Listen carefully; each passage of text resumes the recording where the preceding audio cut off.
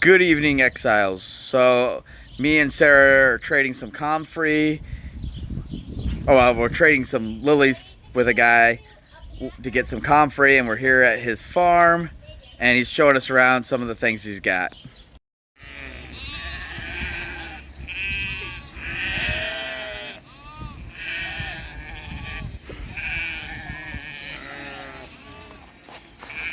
That's most, no, that's some of them. So you do wool and meat with them? We do, some of them we're currently breeding 8 different breeds to give us 12 characteristics that we want. And some of that is wool length, wool micron diameter, the crimp in the wool, whether they have horns or not, how good of mothers they are, the size of them, their health issues. What else are we getting? The sheep that don't rue, which is where their wool falls out.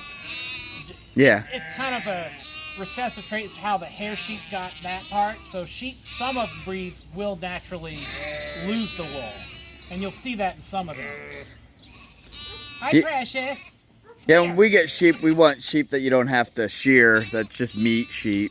Catodins, probably. I haven't done enough research. Living in our... Dorpers. Yeah. Well, living in the RV with no barn or no pasture of my own, I can't really have too many sheep. Well, with the wool, I mean, with the sheep wool, we shear them. But you can use it for insulation. You can use it. We have a spinning wheel. We have a carter. We can dye it. We can sell it. So one of the biggest wool, or it's called a fiber event because it's not just wool. It's alpaca. It's silk. Is here in Greencastle every year. So it's a. Oh, I know of it. It's the fiber event. Yeah, we have a lot of alpaca around where I live. We have one. She's out here somewhere. Hi, Monkey. Monkey's been getting a bottle lately, so that's why she's coming up. And she's not happy that we don't have a bottle. Then you got a cow here. You got just the one? Nope, Betty is an Angus. She came, she'll be 2 this year. And we have Kiara. She is a half Holstein, half Angus. Betty's all Angus. Betty's my cow. Betty loves me. We wrestle. Betty was naughty, and we got called by the sheriff's department about 2 weeks ago because Betty went on walkabout. Ended up about a mile away in some other people's backyard. There's Kiara. No. There's the other one. She is just under a year.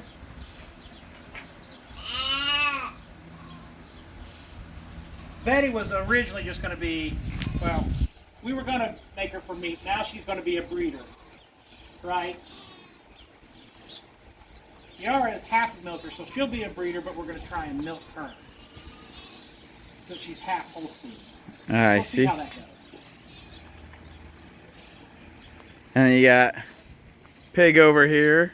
Oh, that's just a pet pig. We have more in the woods. Ah. Oh. So Piggy, Miss Piggy, had 3 siblings that they all got out one wintry day and didn't make it through some of the fences. They were too fat to fit through, so they got stuck. Then they all got hypothermia, and Wee Wild Woman, she has her own channel, raised her, like brought her back to health, nursed her, and so she's become a pet pig. And she'll occasionally get to come out and run around the yard. She answers to her name and she just runs around. She doesn't dig too much. That used to be all compost piles, and now she likes to have it as her fun area. The rest of the pigs who are actually going for processing are all out in the woods. All right. So why do you have them in the woods? So it's where they like to be. It's cooler. It's in a valley, so they get lots of shade. They also smell when you've got them in a confinement, smaller area. So over winter, we used to have them right here on top of this hill. Well, that's not too far from the house. So we moved them out in the woods. They got about 2.5 acres. They forage. We'll bring their food to them. But for the most part, they're out there enjoying being pigs. How does farming and homesteading and stuff like that help you with your preparedness? So farming, we produce our own 50 to 80% of our own food right now, almost all of our own meat.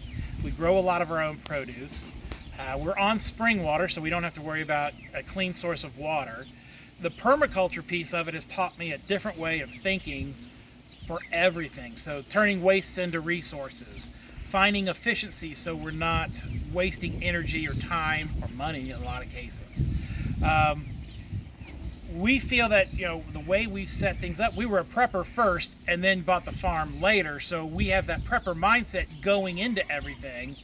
And we've become to the point where we don't need any outside feed sources. So as feed prices have doubled and tripled now, we don't have a need for it because everything is pretty much grass fed. And a lot of people right now are finding it hard to feed the animals because of all the price increases, and it's just going to get worse. The rain this year, the fuel prices, the fertilizer prices, everything's going up, and it's getting very expensive to farm. With the prepper mindset, you think differently of what are my weak points and how do I strengthen those, or how do I have redundancy built in? And so that's where it came in very handy. Well, thank you for showing us around and answering a few questions. No problem. I'm glad you guys came out. So after our wedding, Sarah and I are going to fix up our house and probably just start doing some small scale farming stuff, maybe microgreens and quail in her backyard until we can get her house ready to sell and then buy a farm and start slowly transitioning into full-time farmers and using permaculture style farming. So I'd like to thank you guys for joining me on the journey to use God's gifts to grow His kingdom, prepare for the future, and live a better life.